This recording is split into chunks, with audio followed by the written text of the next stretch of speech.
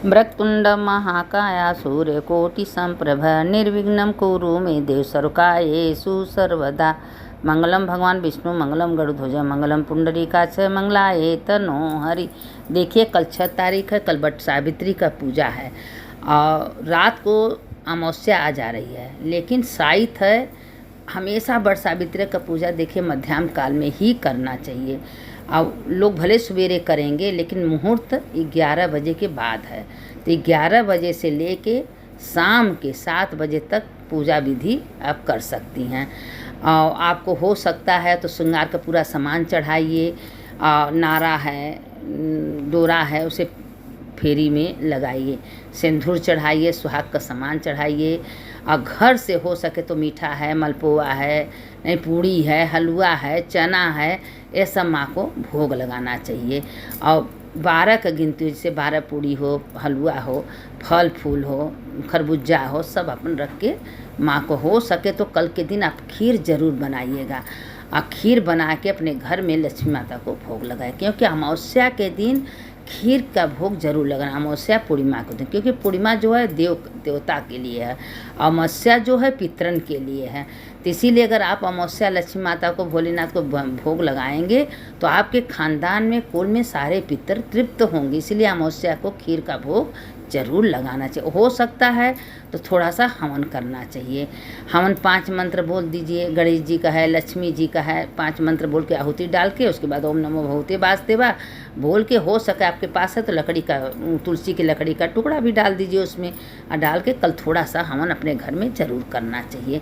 ये सब करने से क्या होता है कि हम तो करेंगे थोड़े काम, लेकिन हमारे घर में सुख शांति समृद्धि रहती है। इसीलिए कल वट सावित्री का पूजा है, आप लोग विधिवत मत व्रत रहिए, लेकिन परिक्रमा फेरी पूजा करने से आपको पूरे व्रत का पुण्य आपके खाता में जाएगा, क्योंकि करना चाहिए। साल भर तक अच्छे बीतता है। तो पहले थोड़ा सा गणेश जी का डालेंगे कि गणेश जी का, हनुमान जी गणेश जी थे तो वो अपना क्या कर रहे थे कि माता रानी श्रृंगार करके सिंदूर लगा रही थी। तो हनुमान जी गणेश जी पूछे माता रानी सीता माँ से, आप ये क्या करें? क्या तुम्हारे पिता का आयु बढ़ेगा सिंदूर लगाने से? सिंदूर लगा रहे। तो अब लोग बड़े खुश हुए, गए सिंदूर के पहाड़ पर, नीचे से ऊपर तक सिंदूर में अपने को लोट पोट गाए। आके राम जी के सामने, शंकर जी के सामने खड़ा हो गए। कहे ये तुमने क्या किया? कहें आप माता जी तनी से सिंदूर लगाती हैं, आप इतना खुश होते हैं आयुधित, तो आज आप अजर अमर हो जाए, इसलिए हम पूरे शरीर में शंकर जी, राम जी बहुत खुश हुए। कहें हम आज से वरदान देते, जो हनुमान जी को सिंदूर लगाएगा उसके घर में उसको बुद्धि ज्ञान होगा, जो गणेश जी को लगाएगा उसको रिद्धि सिद्धि सब उसके घर में होंगी। बोलो गणेश भगवान की जय। वट सावित्री माता का कथा सुन लीजिए आप लोग। देखिए परिक्रमा फेरी से महिमा ज़्यादा कथा का है। अगर आप परिक्रमा फेरी कर रही हैं तो कथा भी ज़रूर सुनिए, क्योंकि बिना कथा का कोई व्रत पूजा पूर्ण नहीं होता है। इसलिए कथा आप लोग भी सुनिए, सबको भेजिए और दूसरों को सुनाइए। अब देखिए कि हम छोटे में डालेंगे, ज़्यादा नहीं बड़ा डालेंगे। अब देखिए विदर्भ देश का राजा थे, उनको कोई संतान नहीं था, बहुत धन दौलत रुपया पैसा उनके पास समूह का था, लेकिन संतान नहीं थे। तो वो सावित्री माता का पूजा कर रहे थे। जब सावित्री माता का पूजा किया तो सावित्री माता उनकी पूजा से बहुत खुश हुई और खुश होकर उनको वरदान दी कि जाओ तुमको एक कन्या उत्पन्न हुई। तो आई घर में, 9 महीने बाद उनको एक सुंदर सी कन्या है, उनका नाम सावित्री रख दिए, क्योंकि सावित्री माता के पूजा से उनको कन्या हुआ।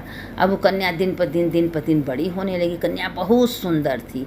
अब जब वो कन्या बड़ी होने लगी, 16-18 साल की जब हो गई, तो राजा को चिंता हो गया कि हम अपने बेटी का किससे शादी करें, किसको दें? इतनी सुंदर मेरी कन्या है, यह कन्या कहाँ हम इसका विवाह करें? अब इतना मतलब राजा को चिंता हो गई। तो कहें बेटा अपने के लिए वर तुमको खोजना है तो तुम स्वयं अपना वर खोजो। अब उसमें अब वो अपना बैठ गई गाड़ी पर, और नारद भी साथ में थे। चलते गई, देश विदेश हर जगह गए, उनके जो कोई वर ही नहीं मिला। तो एक जंगल में देखी कि वो सत्यवान नाम का आदमी थे, अब लकड़ी काट रहे थे। उनको देखे उन पर मोहित हो गए, उनके इतना सुंदर थे, मात्र 20 साल की उम्र थी, एकदम सुंदर। तो देख के उन पर मोहित हो गए, कहा हमारे वर यही होंगे, हमारे पति यही बनेंगे। अब वो अपना पति मन ही मन चुन ली। अपने पिताजी हम वर खोज लिए, क्योंकि पिताजी कहें कि नारद से पूछे भैया तुम पता लगाओ कैसा वर खोजी हैं। तो नारद जी कहें कुल अच्छा है, लड़का गुणी है, सुंदर है, ज्ञानी है, बुद्धिमान है, लेकिन एक ही कमी है, कहें लड़का अल्पायु है, उसको आयु है ही नहीं है। तो कहें बेटा तुम किसी और वर खोजो, इस वर को मत शादी करो, 1 ही साल का इसका आयु। कहें पिताजी कन्या बस एक बार वर खोजती हैं, जब हम अपने पति मान लिए हैं तो जो विधाता ने मेरे साथ लिखे हैं वही करेंगे, लेकिन हम दूसरा पति अब नहीं करेंगे, मेरे पति यही होंगे। अब नहीं मानी, अब राजा को सत्यवान के साथ सावित्री का शादी करना पड़ा, शादी कर दी। अब सावित्री को पता था कि मेरे पति का 1 ही साल आयु है। अब सावित्री अपना ससुराल में गई, जंगल में सास ससुर का सेवा करने लगी, खाना बना के खिलाने लगी, उनको नहवाने के लिए पानी देने लगी। भाई अंधे सास ससुर थे तो अपना सेवा करते करते 1 साल का दिन बीत गया। बीतने के बाद जब उनके मृत्यु का समय आ गया, उस दिन 3 दिन का सावित्री का अखंड व्रत थी और भगवान का पूजा कर रही थी बट का। अब वो पेड़ जंगल में गए लकड़ी काटने, जब पेड़ पर चढ़े तो उनके सिर में उस दिन दर्द होने लगा। जब दर्द होने लगा तो पेड़ पे से नीचे उतर गए। सावित्री से आज पता नहीं क्या हो गया मेरे सिर में दर्द। सावित्री को तो कुछ सब कुछ पता है और उनका माथा अपने गोद में सुता दी और वो बट का पेड़ था। अब बट के पेड़ के नीचे उनका माथा अपने पैर पर सुता के कहीं कि भगवान से प्रार्थना करने। उसी समय यमराज सामने आ गए, कहें तुम्हारे पति का आयु पूरा हो गया, हम तुमको उनको ले जाएंगे। तो कहें कि मेरे पति को कहाँ ले, कहीं का आयु पूरा हो गया। फिर उनके पति को प्राण निकाले, यमराज लेके चल दी। अब सत्यवान का बट के पेड़ के नीचे उनको सुला दी। सुलाने के बाद सावित्री उनके पीछे पीछे लग गई। तो यमराज कहें कि तुमको हम 3 वर दे रहे हैं, जो मांगना है मांग लो, पर सत्यवान का आयु छोड़ के, प्राण छोड़ के। कहें ठीक है, उनके पीछे लग गए। कहें अगर वरदान आप देना चाहते हैं तो मेरे सास ससुर अंधे हैं, उनकी आँख वापस कर दी। कहें तथास्तु। कहें दूसरा भी मांग लो। कहें दूसरा मांगते हैं कि मेरे सास ससुर का जो धन वापस हो गया है, सब छीन लिए हैं, राज वापस हो जाए। कहें तथास्तु। कहें अब सावित्री तुम चली जाओ। फिर सावित्री कहें ठीक, हम अपने पति के पीछे पीछे चलें, आपको क्या दिक्कत है। फिर यमराज का 1 से 1 वरदान और तुम मांग लो। कहें एक वरदान देना चाहते हैं तो मेरे माता पिता को कोई संतान है, उनको 100 संतान। कहें तथास्तु। फिर सावित्री पीछे पीछे चल दी। तो कहें कि अब तुम अपने घर को लौट जाओ। तो कहें कि नहीं, जब तक मेरे पति को ले जा रहे हैं हम कैसे। अच्छा 1 वरदान और मांग लो, अब तुम लौट जाओ, लेकिन सत्यवान का प्राण छो। कहें ठीक है, कहें आप देना चाहते हो तो हमको 100 संतान की माता बना दीजिए। कहें तथास्तु। यमराज को पता नहीं था। अब उसके बाद बोली कि महाराज जब मेरे पति को आप ले जा रहे हो तो हम माता किसके बनेंगे, मेरे पास कहाँ से पुत्र होंगे। कहें हम तो ये विचार नहीं किए। तो अब सत्यवान सावित्री से हार गए। अरे सत्यवान नहीं, वो यमराज सावित्री से हार गए। कहे ओह मान गए, तुम पतिव्रता हो।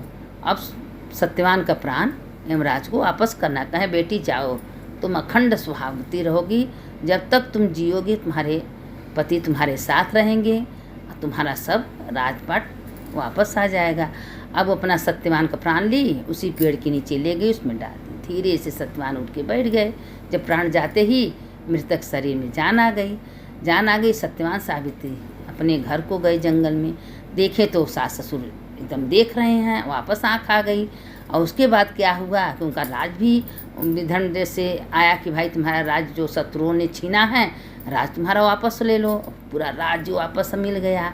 अब उसके बाद क्या हुआ कि अपने राज्य में वापस गए। वह देख रही हैं उनके माता पिता को 100 पुत्र पैदा हो गए।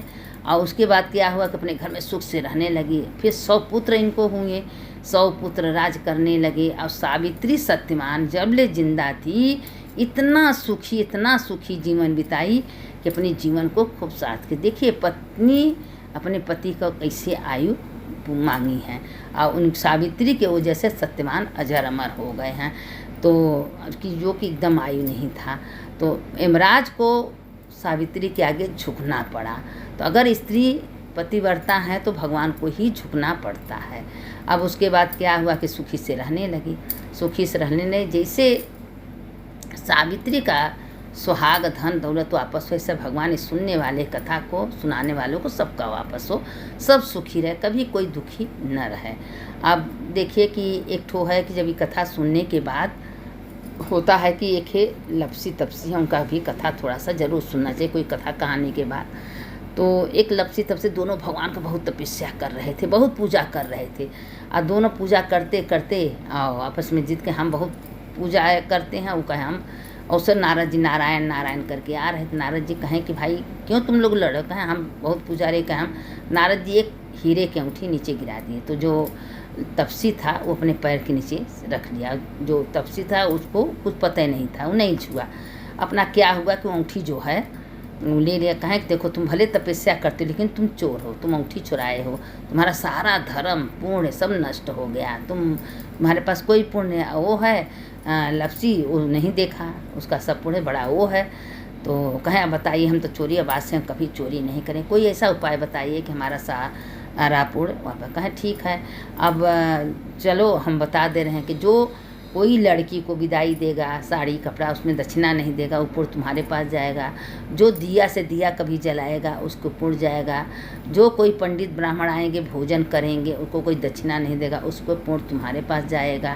तो ये कहें ठीक है। जो स्त्री को बाएं हाथे से नारा बांधेंगे वो पुण्य तुम्हारे पास जाएगा। तो कहें ठीक है, अब आज से हम ये जितना काम लोग अगर गलत करेंगे पुण्य जाएगा, तब तुम्हारा पुण्य वापस आ जाएगा। कहें ठीक है, मेरा पुण्य वापस आ जाएगा। तो कहें इसीलिए तपसी लपसी का कथा कहानी लास्ट में ज़रूर सुनना चाहिए, गणेश भगवान का भी और तपसी लपसी का। जो इस कथा कहानी को सुनेंगे, शेयर करेंगे, दूसरों को भेजेंगे। देखिए हम संक्षेप में छोटे में कहें, कथा तो बहुत लंबी है लेकिन इसलिए छोटे में डाल रहे हैं कि आप लोग कल पूजा करने के बाद कथा जरूर सुन लीजिएगा, क्योंकि कथा का बहुत महिमा है। लोग कहते हैं बिना सत्संग विवेक न हो, राम कृपा बिना सुलभ नहीं। एक घड़ी आधे में पुण्यात, एक घड़ी का कथा का बहुत महिमा है। अब इस कथा कल वट सावित्री का पूजा है, व्रत है। और देखिए जब भी व्रत वट सावित्री का पूजा होता है ना, तो मध्याह्न काल में होता है, 11-12 बजे के बीच में होता है। अभी तक तो भगवान यही टाइम से करवाते हैं, क्योंकि हमेशा लोग कहते हैं ये पूजा पाठ मध्याह्न काल का ही है। तो आप लोग इस कथा को सुन लीजिएगा और परिक्रमा पूजा कर लीजिएगा। जो हो सके तो एक पहले कोई नियम करिए, वो फल हो, मलपुआ हो, पूड़ी हो, पकवान 12 ठे गिनती करिए, हो सके तो 12 परिक्रमा कर लीजिएगा। और नहीं तो सामर्थ्य तो 108 करिए, 7 करिए, 3 करिए, 5 करिए, जो आपको सामर्थ्य है। जिसको जितना सामर्थ्य है उतना पूजा करते हैं। भगवान से क्षमा प्रार्थना मांग लीजिए और भगवान उसका पूर्ण करते। नहीं कुछ हम मन में ही बोल लीजिए, कायेन वाचा मन सिंध्या भानु सुकरों में दम संकल्प परमेश्वर विश्वसराय समर्पयामि। हे भगवान, मन से, कर्म से, वचन से जो कुछ अगर हमसे पाप हुआ है, मेरे पापों को आप नष्ट कर दिए। जो हम आपका पूजा पाठ किए हैं उसको स्वीकार करिएगा, क्योंकि मैं अनाड़ी हूँ, मूर्ख हूँ, कोई पूजा पाठ मंत्र नहीं जानते। ऐसे बात करने से भगवान स्वयं खुश हो जाते हैं कि कम से कम जो पूजा पाठ किया, हमसे प्रार्थना तो मांगा, क्षमा तो मांगा, तो भगवान उसको क्षमा कर देते हैं। तो इसलिए एक कथा आप लोग सुनिएगा, बाद में प्रार्थना कर लीजिएगा भगवान से। और भगवान सभी का मनोकामना वट सावित्री माता भट्टदेव पूरा करते हैं। बटकेश्वर महादेव बोलो, वट सावित्री भगवान की जय। एक कथा सुनने वाले की जय, सुनाने वाले की जय। शंकर शंकर हर हर शंकर शंकर जय जय शंकर। मंगल भवन मंगलहारी, उमा जपते त्रिपुरारी।